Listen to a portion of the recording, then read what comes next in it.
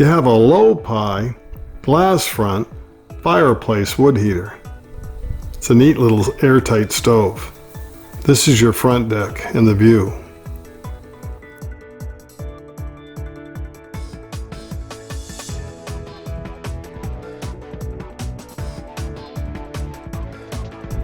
It is one gorgeous time to be in Maine. It's fall. Where are we going? We're going to go up in the St. Croix Lake region in these T this, R that, unorganized townships. This is the Great North Woods. Stay tuned.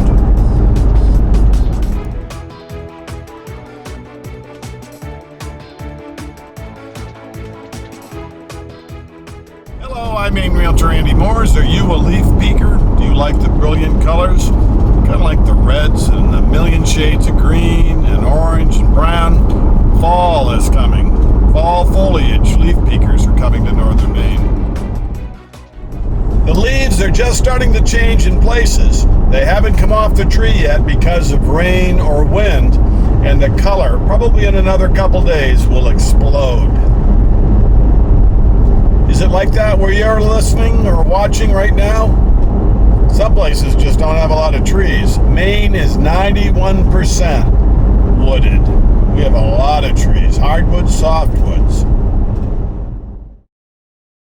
We're going to go up Route 212 to hit Route 11, the back way, up into Aroostook County. Have you ever climbed Mount Katahdin or any of the mountains around it? Mount Katahdin, Maine's highest mountain. We love our Mount K. We just crossed Route 2. We're going up Route 212.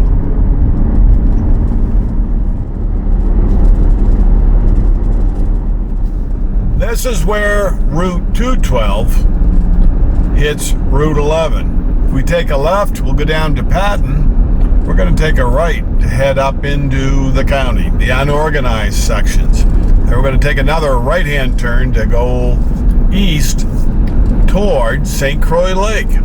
See it on the map? These wilderness lakes don't get a lot of press. They don't have a lot of people on the lakes. It's kind of like being at Disneyland and you're the only one there. You don't have any trouble finding where did you park. You don't have to look for Dumbo or Pluto or Minnie or Mickey. Route 11 is kind of like the road the trucks use. A lot of motorcyclers. Biggest thing about Route 11 you have to be careful about is deer, moose, black bear out on the road. They make an awfully big hood ornament. You can get seriously hurt if you happen to hit one. So at nighttime especially, keep your eyes peeled.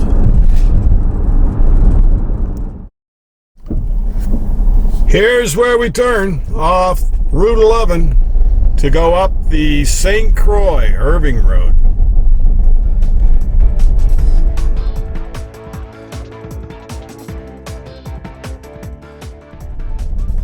How far in do we go? You and I are going to be on this road for about 6 miles till we hit the way station.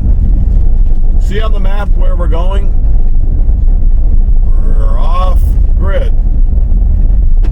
We're not going jeeping through the woods. We're on a nice road that any car could go in. It's all gravel. A lot of woods comes over this road. Lumber, timber, put on the back of a log truck. We just went by mile number 4. We're looking for about mile 6. They do have numbers along the road, so it all looks pretty similar. How would you know? You can't say it's after the yellow house before the red one. Did just see a pheasant cross the road. Not a lot of traffic. Anybody that we do meet, they're usually wearing orange. See mile 5 sign? Plus we've got a narrow bridge ahead. Hold your breath. St. Croix Bridge. Maine timberlands for Irving. Not a lot of water in here. Here's what we're passing. crossing. See the four-wheelers? This is ideal for sledding, four-wheeling. Not a lot of people. Got to cross the railroad tracks. It's a private crossing, so got to be careful. Here's the St. Croix scales. We're going to meet the owner of the next listing. It's in the unorganized Great North Woods. ATV Trail 615. Check your maps. That's where we're coming off the St. Croix way station road. We're about 6 miles in now. Here's my owner. He put the tractor beam on and pulling us into the camp. No hunting, men working. Here's another skinny bridge. Hey, a car. I told you anybody you meet is wearing orange. I guess they're going to follow us in on ATV Trail 615. Don't get a lot of company up here. They're probably wondering what's going on. ITS 85. ATV 615. That's the beauty of watching the video. If you're trying to get in here, or trying to figure out how do I get in here, the video kind of takes you through the twists and turns.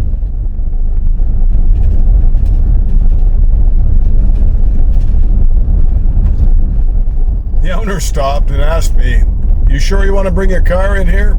It's not that bad, guy. This is tame compared to some of the woodlots we go up into.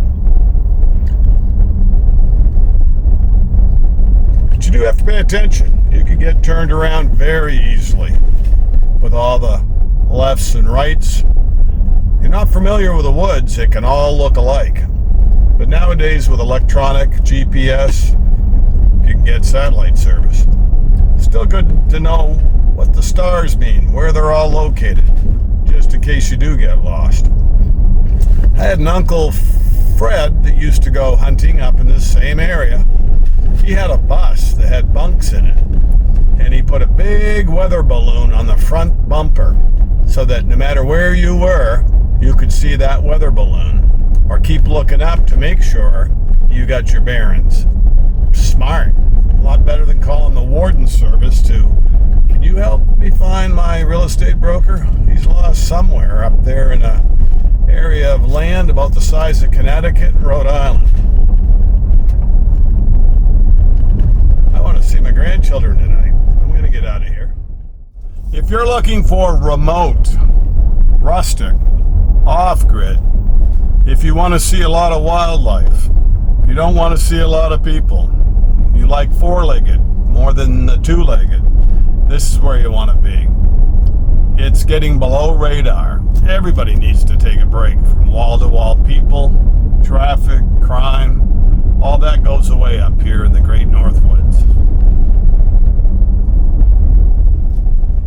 And we got a sign. Usually they don't have to encourage you to go 10 miles an hour. You've got enough curves, and you don't want to run into an ATV or a snow sled or a moose or something around the corner.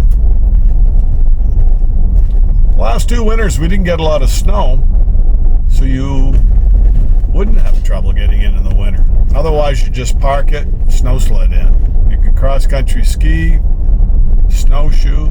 We're out every day just using different sets of clothing. How does the lease work? Well, just like a bank. How's a bank mortgage work? You pay, you stay. You don't, you won't. Yes, you don't own the land, but you get a great location. You own the structure. You just pay a personal property tax on the structure.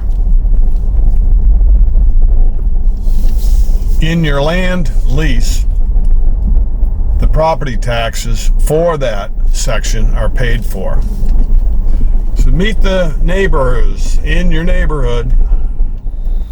This is the St. Croix.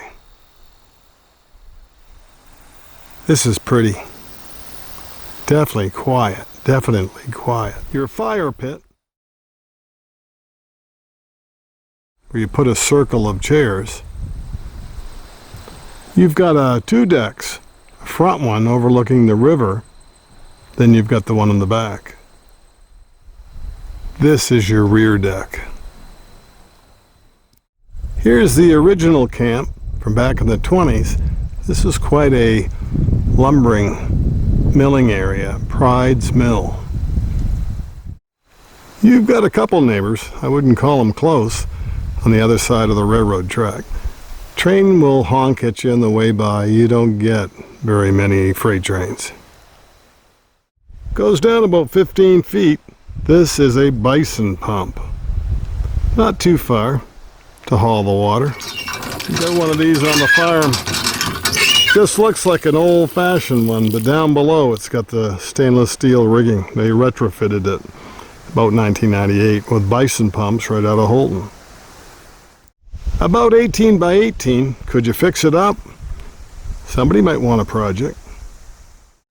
Here's an Amish building. It's got the riding lawnmower, the push mower that stay in the sale. This is kind of like your hardware store, where you have a bracket, ladders, trail toys.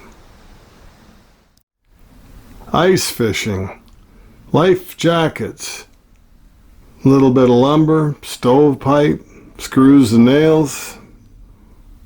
Tools go in here. It's a Kawasaki generator. Plus you have some solar cells. You have two brand new deep cycle marine batteries. See the blue solar panel? Underneath the camp, there's a box that's got the two new batteries in it. Where's the outhouse? Here's your privy. Don't really have to worry about privacy. You might see a deer or some pheasants walking by. Do your nature calls in here. Your lease from Irving is probably for about 2 acres of ground, but you have access to hundreds of thousands of acres of land. Here's the back of that original camp. Here's the Gambrel, new one, built in 1998 and improved ever since. Ready to go in? See the gas lights? Plus you've got regular lights that are powered by that solar that feeds and charges the batteries. Plus there is a generator, a Kawasaki one that stays in the sail. Cathedral ceilings. This is 30 by 20, built new from scratch in 1998. You have a low-pie glass front fireplace wood heater. It's a neat little airtight stove. This is your front deck and the view. You can dine on the back deck, your open porch. See the solar panel? That's working hard today. It just keeps maintaining and charging. There's your metal asbestos chimney for that wood stove. This is how far you are back from the water. All kinds of trees. You're surrounded by them. You're in the forest, the Great North Woods. See the pine boards with the square nails? Here's your firebox for firewood. I like the birch bark shade on that light. And it's fun to snowshoe. That's a Cervell gas refrigerator. And a Vesta gas cook stove. You've got all the creature comforts here. How many can you sleep? I count up to 12. That table with 7 chairs has an extra leaf. You have up to 12 options of where to sleep. The youngest or newest to this Great North Maine sporting trip can sleep on that pull-out couch. Here's your bunk room with 4 built-in bunks. See how big the mattresses are? Then there's a queen size bed. So I'm figuring about 12 people. Mom and Dad, Grandma or Gramp, can sleep in this section that's kind of by itself. This is all tongue and groove cedar, and there is a door to slide to close it off for seclusion. See how much light gets produced? Plus you have gas lights if you want to fire them up. So get the general idea? There won't be a test. We just want you to have a sense of what's this place like. Here's how you can close off if you had some little kids that needed to get away from all the talking the older ones are doing out here. Here's the Empire gas heater. Insulated doors go out to that back deck. This is like a pantry closet, place to hang your coats, for extra food. Kind of a utility room. Here's your bathroom that's inside. That is a Sunmar composting toilet. Last time I checked, they were over $1,000. Here's your stall shower. There's a sliding door for privacy. Here's your shower. Here's that Sunmar. How do you heat the water? By wood. You have the water on top that's been heated up. You could put a 5-gallon pail overhead. It works. Or if you wanted to, you've got a heck of a supply of water out there. You could have it pumped in with an on-demand gas water heater. This little reservoir for doing your dishes. Fill it up with hot water that you created on either the wood stove or your gas stove. It's slick. It's simpler living. Here's some extra cabinets. You've got pots, pans, knives, forks, everything comes with this when it's furnished. This low-pie wood stove will really blast you out of here if you're not too careful, because these are cedar half logs that are really dense. This is well insulated, plus you have a ceiling, so you're heating a nice little area. You even get some passive solar. I'm Maine Realtor Andy Morris. Thanks a lot for watching this video about a place in T8R4. What do you think? Can you see yourself, your family being here? Snow sledding in, ATVing, hunting trips, fishing. It can be used year-round. You can come into the yard where they weigh at Irving, snowshoe over, snow sled over. It's a nice situation for someone that loves the outdoors. We'll see you next time on the Maine Real Estate Channel. Don't forget to go down below for more information, to subscribe to our channel, to like the video, and please share it. Stick around to the very end too, because there are more properties. We know you only have so much time to binge on these. We'll talk to you again. I appreciate you being a member out in the audience. We see you, every one of you.